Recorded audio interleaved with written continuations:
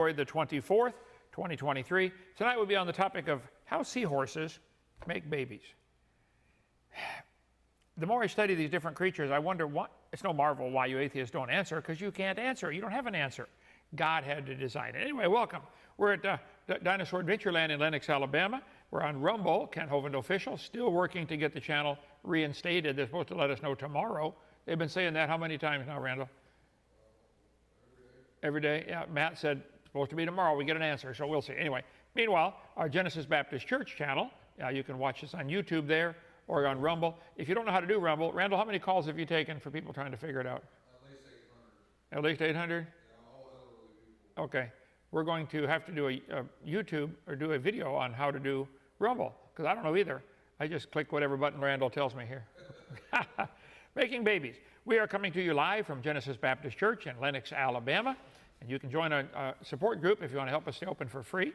Go to drdino.com and make any checks to CSE. Go join our 777 club if you want to do that. I don't follow that at all. I don't want to give anybody any more precedence than anybody else. So if you want to come visit, I won't know if you're part of the 777 club unless you tell me. Okay, let's see. Get our video series on science in the Bible and a video series on what on earth is about to happen, about the future according to the Bible. So tonight we are, nope, wrong one. No, there we go. We did that already. And we did that one. No, we're not. Okay, March. St. Patrick's Day, March 17th. We're going to honor all the missionaries. So come on down if you're a missionary or have been a missionary. Come on down. Then April 1st, the big holiday, National Atheist Day. April Fool's Day. So come down for Dinosaur Adventureland. All you atheists are invited. We'll have you a steak dinner for you. Seriously, we will. Okay? And then April 16th is the anniversary of us getting the property, 7-year anniversary. So we're going to have a big doings here, all kinds of food and activities and stuff, try to break the record if you'd like. So we talked about the anglerfish, how they make babies. Nobody answered that one. How did this evolve, guys? We did the tardigrade. Nobody answered that one. The honeybee. Nobody answered that one. And we did the watermelon. Nobody answered that one.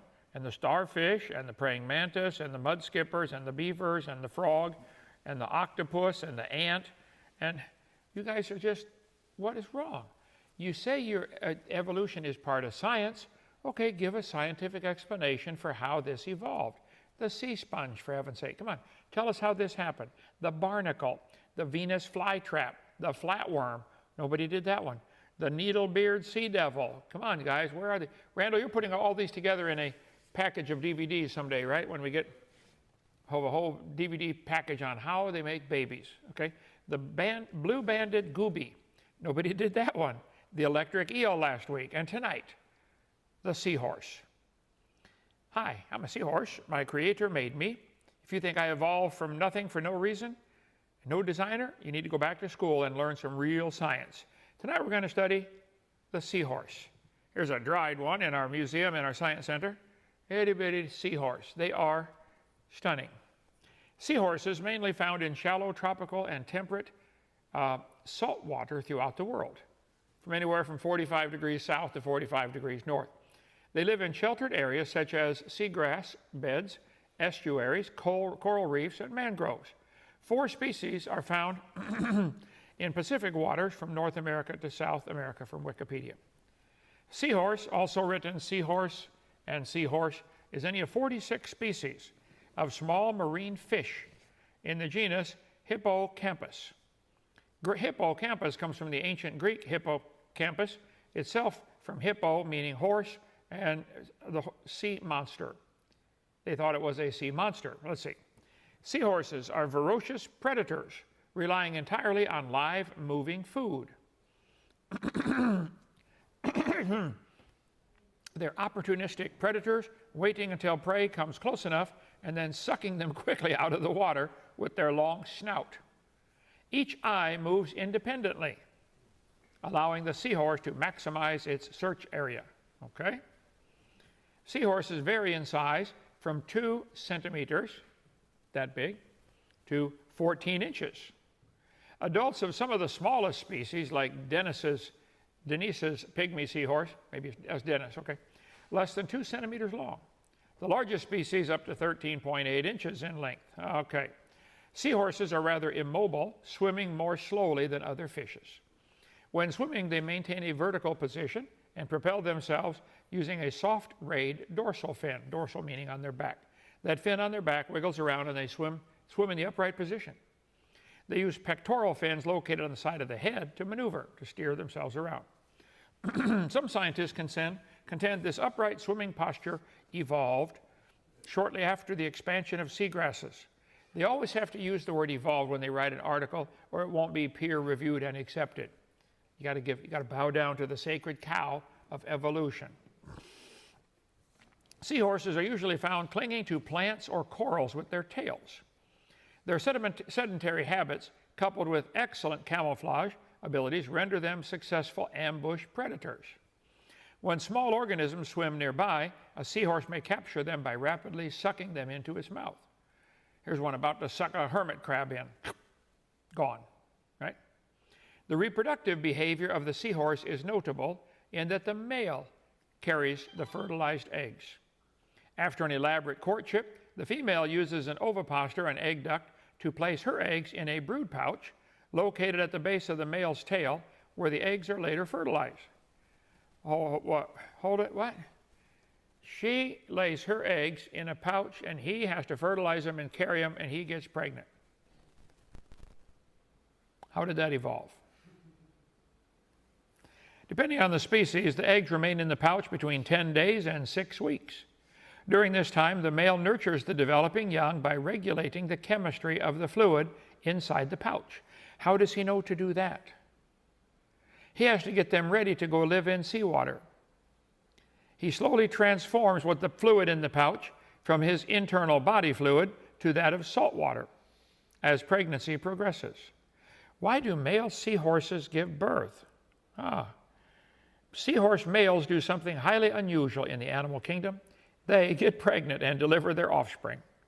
Scientists don't have a clear reason why seahorses evolved this way. They got to throw the word evolved in or it won't get peer reviewed. Right, guys? I understand. But they theorize this is one of the ways seahorses try to help the species survive. Wait a minute. Say that slower. They evolved the ability for the male to get pregnant to help the species survive. Are you guys dumb in any other area, or is that the only one? There must be many levels of dumb, and that's got to be near the top level right there. What did they just say? Although the male carries the eggs, he doesn't make them. After a male and female seahorse spend time courting, the female deposits her eggs inside the male's pouch. He fertilizes the eggs inside the pouch. His pouch is a complex organ that regulates temperature, blood flow, and water salinity for the eggs as they hatch. So the babies are as prepared as possible for life in the ocean. Depending on the species, seahorses can deliver from 5 to more than 1,000 babies at a time.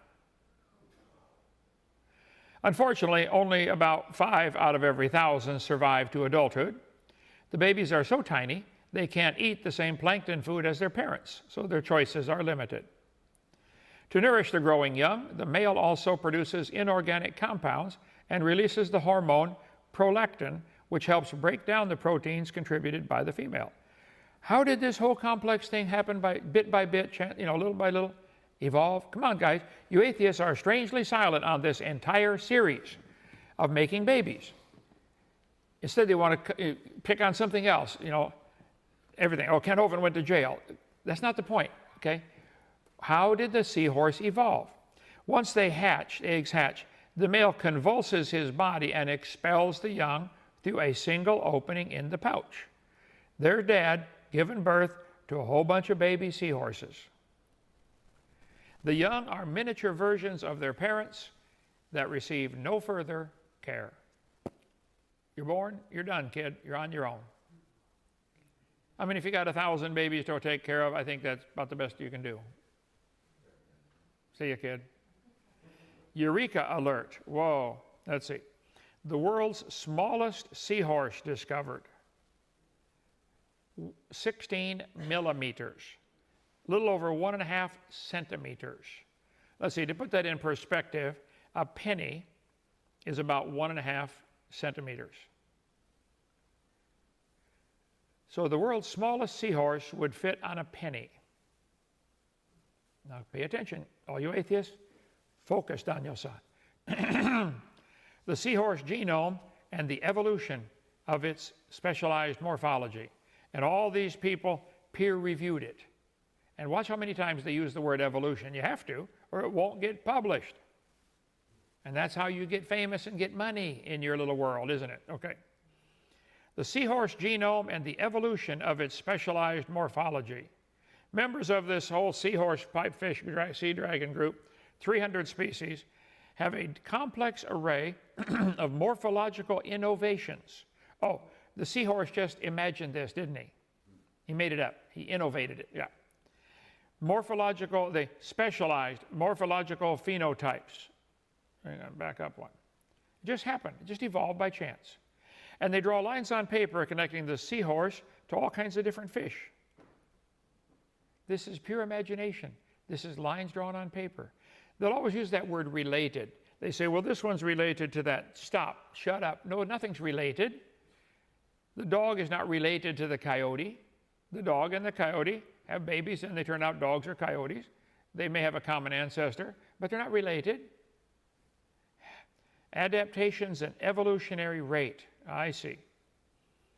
We predicted 23,000 genes in the genome based on homology and by mapping RNA sequence data of closely related species.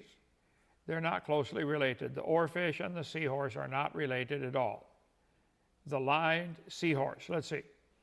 The analysis of gene family evolution. There it is again. Got to use that word evolution. Okay. Let's see. The higher compared with other teleos indicating that neutral evolutionary rate. The high molecular evolutionary rate contribute to evolutionary novelties. The evolution of an elongated body plan, like they just designed this. They want to have a long body, okay? Male pregnancy is an evolutionary innovation. It's a brilliant idea. The seahorses said, hey guys, let's let the men get pregnant instead of the women. And they all voted, yeah, that sounds like a great idea. Right, okay. The genes that make seahorses so weird.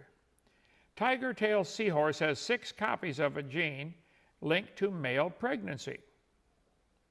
Seahorses are bizarre little ocean anomalies. From their tube-shaped snouts to their prehensile tail, I mean, they can grab things with their tail. Most fish cannot do that, okay? Perhaps the most unusual trait is the males that give birth. Now, for the first time, a research team has begun to investigate the genetic basis for these evolutionary oddities. There it is again. By sequencing and analyzing the genome of the male tiger-tailed seahorse. Okay. Seahorse species, the team reports today in Nature magazine, evolved at a faster rate than its ancestors. I'm telling you, for those of you just new to this whole topic, there's a war going on. Those who believe in evolution have to constantly praise evolution, or they don't get published and they don't get jobs and they lose their job in public schools and universities. It's the God of the atheists. For example, the tiger tail lacks most of the genes that influence enamel development instead of teeth. Its jaws have fused into a tubular snout. So the seahorse just decided, hey, we're going to make a snout instead of having teeth, like a lot of fish do. You really think that it just decided to do that? We lost it, Randall? Okay, keep going. Okay. And although most fish depend on their sense of smell for survival, this one comes, let's see, relatively few smell-related genes. The tiger-tailed and related seahorses lack the genes for pelvic fins, which might explain their elongated tail and bony body armor. I see. It has 6 copies of the gene. Genes reveal how the seahorse got its snout and became a great father. The males nourish developing embryos in a brood pouch until hatching and parturition occurs. The male provides all the parental care and so have adaptations, there it is, to provide. See, they can't say design, cool design features. Oh no, they are adaptations, okay. To provide the embryos with the right balance of fluids, oxygen, and nourishment. We think this oddity of evolution came about as a way for male seahorses to ensure they were the fathers of their mates' children. Do you guys stop and think about what you say? The seahorse evolved this ability for the dad to give birth to make sure they're his kids. We got to think of different names for the levels of dumb. We got different levels of evolution. What's the highest level of dumb? We'll think about that, okay? I got one atheist, he angrily texts me angry texts almost every day. I got 2 from him today, you know, cursing and swearing. So I said, what's your name? And he texted back the next morning, I guess. He just calls me, he said, retard. I said, okay, dear retard. So I'm going to call him retard from now on, okay? Next slide. The male seahorse has a brood pouch where he raises up to 1,000 babies and lets them all out at once. There are white ones, yellow ones, purple ones, multicolored ones, green ones. You guys really want me to believe this happened by chance. So let me get this straight. You evolution believers want me also to believe that this seahorse, the size of a penny, is able to copy its gene code of 23,000 genes for each of the 1,000 babies. Randall, how long would it take to make a complete copy of PowerPoint program? About 4 minutes. So this seahorse, this big, has to make a copy of her program, which makes a whole seahorse a lot more complicated than Microsoft PowerPoint. Has to make 1,000 copies of it, okay, without error. With the 23,000 genes for the male, he's got to do the same thing. Only he makes one part of it, she makes the opposite part of it. This code contains all the data to make the seahorse organs, eyes, muscles, digestive system, everything. And nobody designed it. You really, really want me to believe that, don't you? And if I don't believe it, I lose my job, I won't get a degree, I won't get to graduate from school. That's okay. I'll stay sane. You believe anything you want. So let's take a vote here, right in the room, all right? How many of you think it would be a good idea if the male humans got pregnant and had the babies? All the ladies raised their hand. Okay, that's what I thought would happen. All right. How on earth, you guys, you haven't answered any of the questions yet. Let's see, I forgot to put what slide number I go to next. Oh, not the eel. Right here. If our gospel be hid, it's hid to them that are lost, in whom the God of this world had blinded the minds of them which believe not. You have to be absolutely blind to not believe a seahorse was created, designed by a really smart designer. Whether you eat or drink, whatsoever you do all to the glory of God. Why can't you atheists just give God the glory? I just don't understand it. I don't have a problem at all.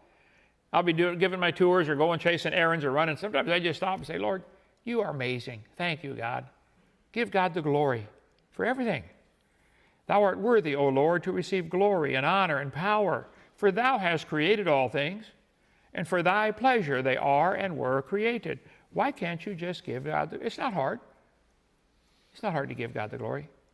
And men were scorched with great heat and blasphemed the name of God, which hath power over these plagues, and they repented not to give him the glory. I don't understand it. What's so hard? Immediately the angel of the Lord smote him, because he gave not God the glory, and he was eaten of worms and gave up the ghost, in the book of Acts 12, saying with a loud voice, fear God and give glory to him, for the hour of his judgment is come, and worship him that made heaven and earth and the sea and the fountains of waters and the seahorse and the tardigrade and the snail and all of them. Why can't you just give God the glory? I hope this series we're doing on making babies, well, if you have a brain in your head, you'll stop and think, wow, that is pretty amazing. There's no way that could have evolved. It must have been designed. Yeah, you think? Just give him the glory. Look unto me, be saved, all ends of the earth. I'm God, there's none else. I have sworn by myself, the word is gone out of my mouth in righteousness, and shall not return, that unto me every knee shall bow, every tongue shall swear. Hey, all you atheists, I promise you, one day you will bow the knee, and give all the glory to God. I prefer to do it here before I die. The name of Jesus, every knee should bow, of things in heaven, things in earth, things under the earth, that every tongue should confess that Jesus Christ is Lord, to the glory of God the Father. You will bow to the Lord Jesus Christ. I promise you. I'm just trying to warn you. I'm the messenger boy, telegram, delivering a message. That's all. What you do with it's up to you. If you can't marvel at the amazing designs God created and give him glory, I feel sorry for you. I like to study nature, study things like our science center's got all kinds of cool stuff you can come look at. You can just look at a seahorse and say, wow, that thing is amazing. Designed. You guys don't believe that, do you?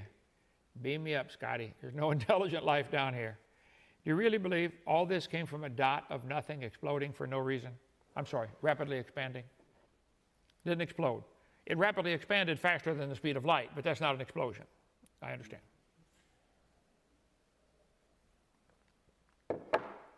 How can somebody, how do you do it? How do you not believe? What kind of mental gymnastics do you have to go through to say, nobody made this, it evolved from an amoeba over millions of years, of course. You think it's just happened by chance? Yeah. Nobody designed it. I feel sorry for you. I think you should say, God, you're amazing. Just give God the glory. You won't do it, will you? Beam me up, Scotty. No intelligent life down here. Look at that. Nobody designed it. Yep, nobody made that one either. Just made itself. You really believe that? No designer. Okay, well, certain kinds of stupid can't be cured. I guess you got one of them if you believe that. All right? Incurable stupid. Okay, any questions or comments? What's a strange fire offered by Aaron's sons? Thank you, Dr. Hovind. Boy, I wish I knew. I think it's in the book of Leviticus or something. They were commanded to give certain kinds of sacrifices. God was teaching them through that book, Exodus, Leviticus, Numbers, Deuteronomy, exactly how he wanted it done. And some of Aaron's sons got an idea, we're going to do it our way, whatever it was. They didn't follow God's precise rules. See, God was trying to teach them. When Moses gave them the 10 Commandments and they said, oh yeah, we can handle this, God said, okay, you can't handle it. You can't match the righteousness that I need to let you to heaven. So they tried to get their own righteousness, just like Cain did. And they kept failing. And finally Jesus came along and said, I'll do it for you. See, we're saved by faith in what Christ did. His righteousness is put onto our account. But the Jews were trying to do their own righteousness, so God told them exactly how to do things, and Aaron's sons didn't want to do it God's way. Probably something special to show off, I don't know. That'd be a different, a little outside my field of expertise on science and evolution in the Bible. Okay, other questions? That was it. All right, come join us for Dinosaur Adventureland anytime. Come for our homecoming. If you've ever helped, if you ever donated any money or helped build anything, come on back April 16th.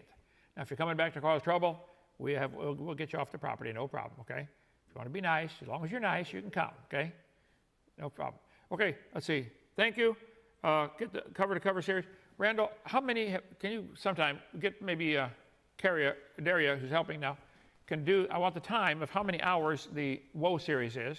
Put that on your to-do list, okay? And I'd like to know how many of the Making Babies we've done, and should we put it out now as a series of the first 15? 15? Okay. Well, that's probably enough to be a series we could put out, and then we'll start a new one. Making Babies Series 2. Okay, any questions? Let me know. Call 855-BIG-DINO, extension 3, or come visit Dinosaur Adventureland. See you, not tomorrow, Sunday. Back to 1 Thessalonians. Right, bye.